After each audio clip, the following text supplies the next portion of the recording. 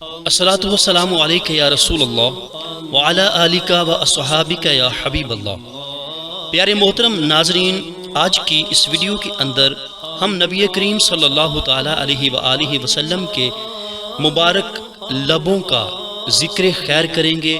Video کو مکمل دیکھیے گا، انشاءاللہ آپ کو بہت فائدہ حاصل ہوگا۔ سب سے پہلے سیدی اعلیٰ حضرت عظیم البرکت الشاہ امام احمد رضا خان علیہ رحمۃ الرحمان آپ کے لکھے ہوئے خوبصورت سلام کے اندر جو آپ نے نبی کریم صلی اللہ تعالیٰ علیہ وآلہ وسلم کے لبھائے مبارکہ کے بارے میں اشعار لکھے نا مولانا محمد وعلی آلہ وصحبہ وبارک وسلم۔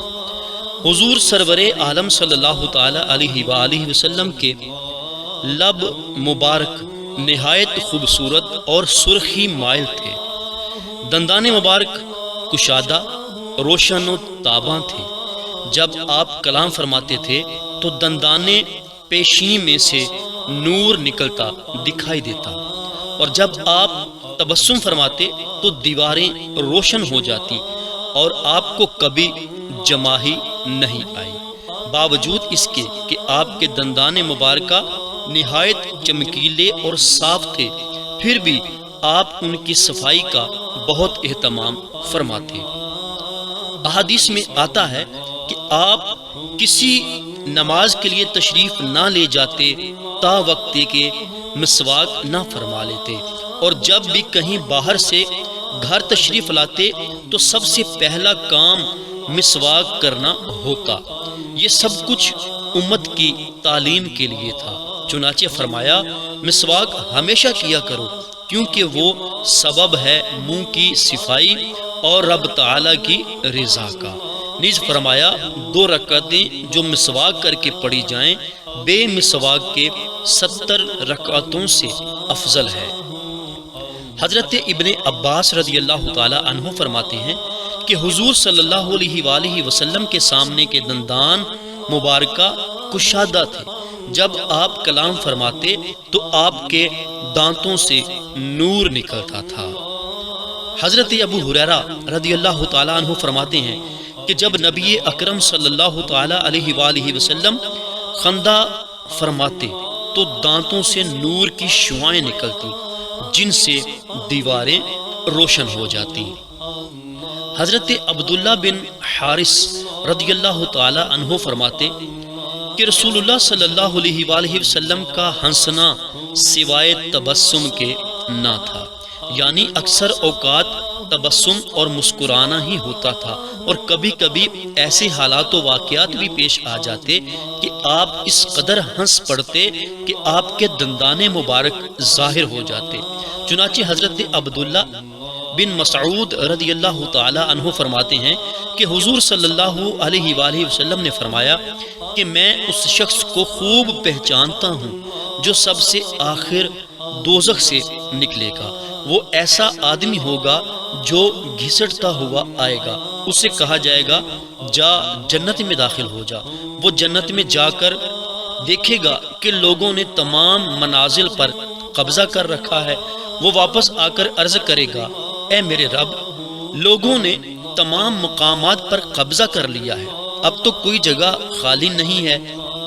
ارشاد ہوگا کیا وہ دنیا تجھے یاد ہے جس میں تو رہتا تھا کہ وہ کتنی بڑی تھی؟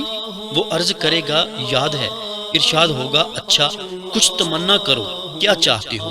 وہ اپنی تمنا و آرزو بیان کرے گا۔ ارشاد ہوگا کہ تمہیں تمہاری تمنائیں بھی دیں اور تمام دنیا سے 10 گنا زیادہ بھی دیا۔ حضور فرماتے ہیں وہ کہے گا اے اللہ، آپ عظیم الشان بادشاہ ہو کر مجھ سے تمسخر فرماتے ہیں۔ ابن مسعود فرماتے ہیں کہ میں نے حضور صلی اللہ علیہ وآلہ وسلم کو دیکھا کہ اس شخص کے اس جواب پر اتنے ہنسے کہ آپ کے دندان مبارک ظاہر ہو گئے۔ اللہ اللہ، اس حدیث مبارکہ میں غور فرمائیے اور اللہ تبارک و تعالیٰ کے بے حساب انعام و اکرام اور بے حد رحمت و عنایت کا اندازہ کیجئے کہ جب ایسے شخص پر جو سب سے آخر جہنم سے نکالا گیا، جس سے اس کا سب سے زیادہ گناہگار ہونا ثابت ہوتا ہے۔ اس قدر کرم ہوا کہ اس کو یقین نہیں آ رہا تھا، اور وہ انتہائی عجز و انکسار سے یہ خیال کر رہا تھا کہ کہاں میں عبد ذلیل اور کہاں اس قدر رحمت و احسان، میں کبھی اس کا مستحق ہو ہی نہیں سکتا ہوں۔ یہ گویا میرے ساتھ ہنسی کی جا رہی ہے، مگر وہ کیا جانے کہ وہ بے نیاز بے حد رحم و کرم والا ہے۔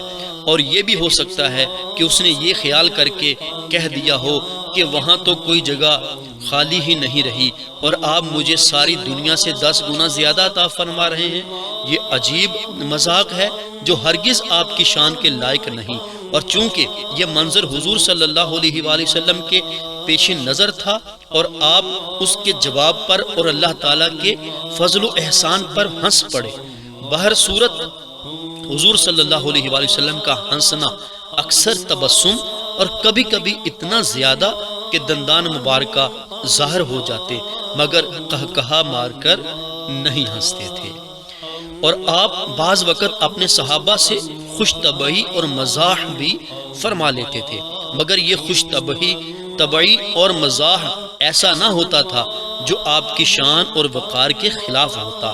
اگر آپ ایسا نہ کرتے تو آپ کے رعب اور ہیبت و وقار جو بہت ہی زیادہ تھا صحابہ کے لیے انتفاع کی راہیں مسدود کر دیتا۔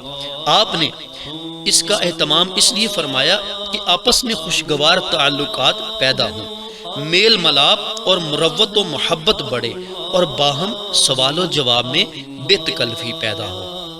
نیز امت کے لیے سہولت اور تفریح طبع کا دروازہ کھل جائے، لیکن یہ یاد رہے کہ ایسا مزاح و مذاق جو قساوت قلبی کا باعث ہو جائے یا ذکر الہی سے روک دے یا دوسرے کی اذیت کا باعث ہو جائے یا انسان کی عزت و وقار کو گرا دے، وہ جائز نہیں ہے۔ صحابہ کرام رضوان اللہ علیہم اجمعین نے عرض کیا، یا رسول اللہ صلی اللہ علیہ وآلہ وسلم، آپ ہم سے خوش طبعی بھی فرما لیتے ہیں؟ فرمایا ہاں، لیکن اس وقت بھی میں حق کے سوا کچھ نہیں کہتا۔ چنانچہ ایک مرتبہ آپ نے حضرت انس رضی اللہ تعالی عنہ سے مزاحن فرمایا، یا ذل اذنین، اے دو کانوں والے۔ ظاہر ہے کہ ان کے کان دو ہی تھے، بات بھی غلط نہ ہوئی اور مزاح بھی ہو گیا۔ اسی طرح ایک شخص نے خدمت اقدس میں درخواست کی کہ مجھ کو سواری کے لیے کوئی جانور عطا ہو۔ فرمایا تجھے اونٹنی کا بچہ دیں گے۔ اس نے عرض کیا، یا رسول اللہ صلی اللہ علیہ وآلہ وسلم، میں اونٹنی کا بچہ لے کر کیا کروں گا؟ مجھے تو سواری کے لیے چاہیے۔ فرمایا کوئی اونٹ ایسا بھی ہے جو کسی اونٹنی کا بچہ نہ ہو؟ اسی طرح ایک بوڑھی عورت نے خدمت اقدس میں حاضر ہو کر عرض کی، یا رسول اللہ صلی اللہ علیہ وآلہ وسلم، اللہ سے دعا کیجئے کہ وہ مجھے جنت میں داخل فرما دے۔ آپ صلی اللہ علیہ وآلہ وسلم نے فرمایا، ان الجنت لا يدخلوها عجوز، کہ جنت میں کوئی بوڑھی عورت داخل نہ ہوگی۔ وہ روتی ہوئی واپس چلی گئی۔ آپ نے صحابہ سے فرمایا، اس سے کہہ دو کہ وہ بوڑھی ہونے کی حالت میں جنت میں نہ جائے گی، بلکہ جوان ہونے کی حالت میں جنت جائے گی۔ اسی طرح ایک بدوی صحابی نے جن کا نام ظاہر تھا، وہ جب خدمت اقدس میں حاضر ہوتے تو گاؤں کی چیزیں، سبزی، ترکاری اور پھل پھول وغیرہ لاتے اور بطور ہدیہ پیش کرتے۔ حضور صلی اللہ علیہ وآلہ وسلم بھی ان کو کھانے پینے کا سامان اور شہر کے تحفے وغیرہ عطا فرماتے۔ آپ فرماتے کہ ظاہر ہمارے لیے جنگل یعنی دیہات ہے اور ہم اس کے لیے شہر ہیں، یعنی ہم اس سے جنگل کی چیزیں پا کر مستفید ہوتے ہیں اور وہ ہم سے شہر کی اشیاء پا کر مستفید ہوتا ہے۔ آپ صلی اللہ علیہ وآلہ وسلم ان سے خاص محبت رکھتے۔ وہ ظاہری صورت کے لحاظ سے خوش شکل نہ تھے۔ ایک مرتبہ کسی جگہ کھڑے ہوئے، وہ سامان جو گاؤں سے لاتے تھے فروخت کر رہے تھے کہ حضور صلی اللہ علیہ وآلہ وسلم بھی اتفاق سے وہیں تشریف لے آئے اور اچانک پیچھے سے دونوں ہاتھ ان کی آنکھوں پر رکھ کر ان کو آغوش میں لے لیا۔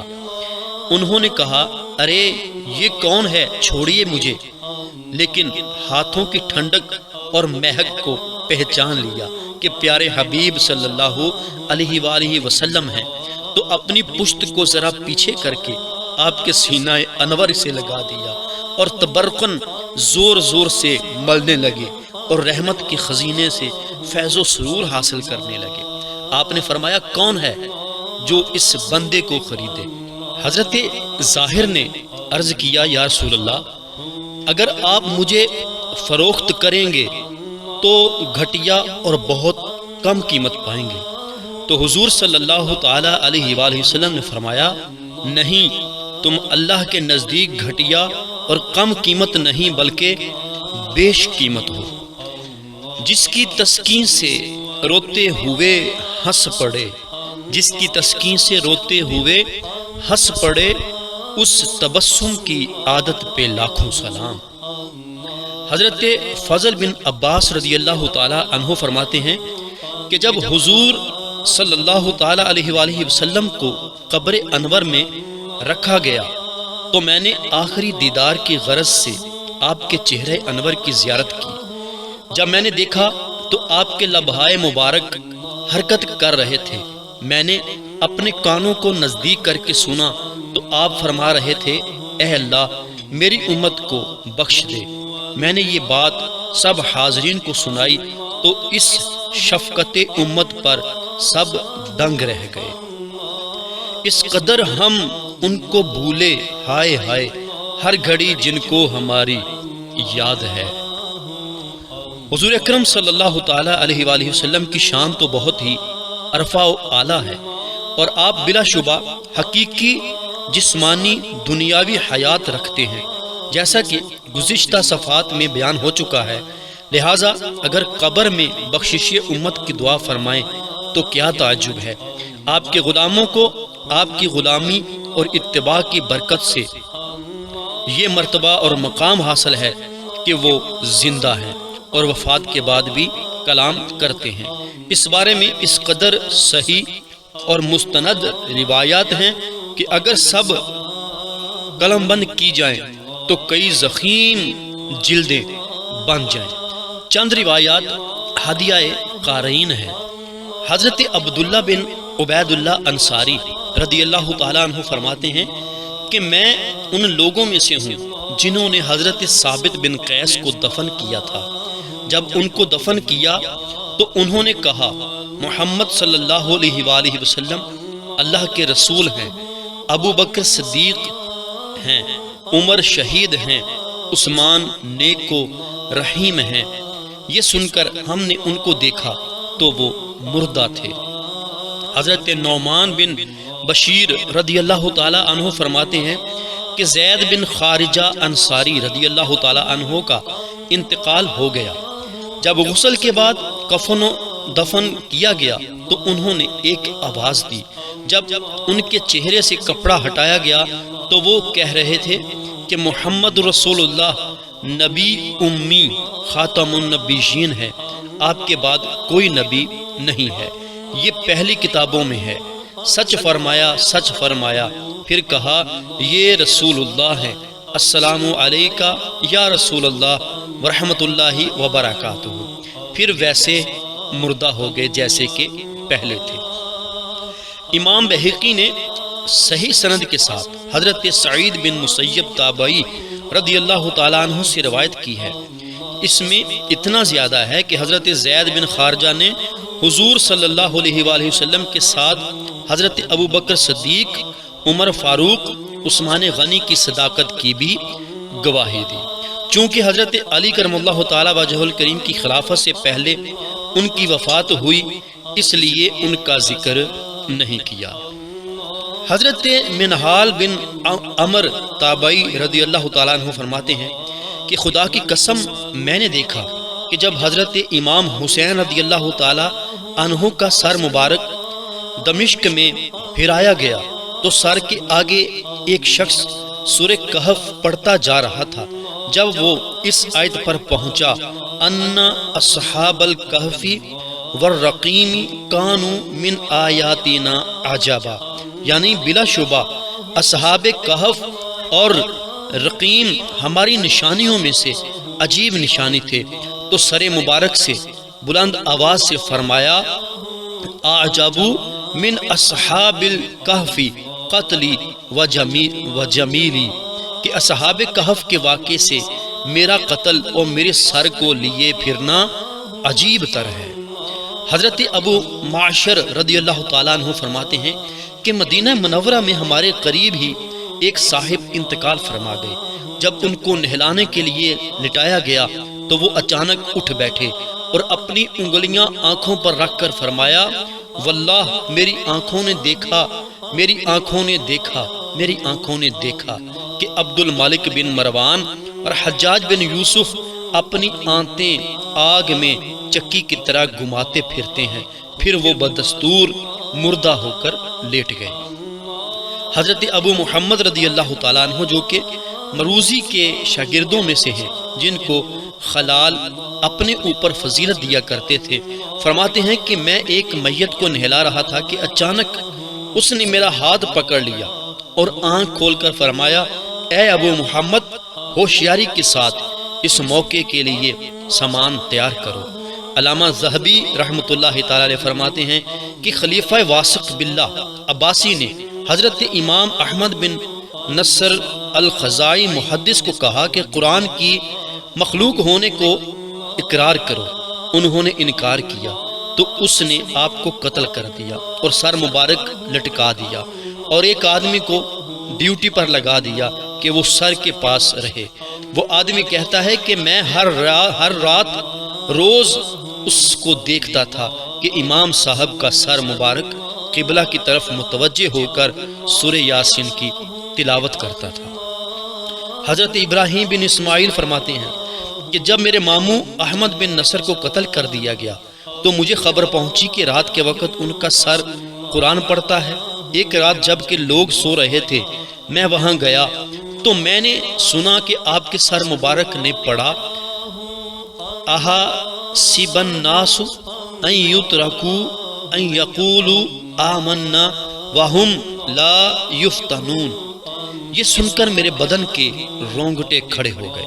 اور حضرت ابراہیم بن شیبان رحمۃ اللہ تعالی فرماتے ہیں کہ مکہ معظمہ میں میرے پاس ایک مرید آیا اور اس نے کہا اے استاد میں کل ظہر کے وقت مر جاؤں گا، یہ لو 1 دینار، آدھے سے میرے قبر کھدوانا اور آدھے سے مجھے کفن دینا۔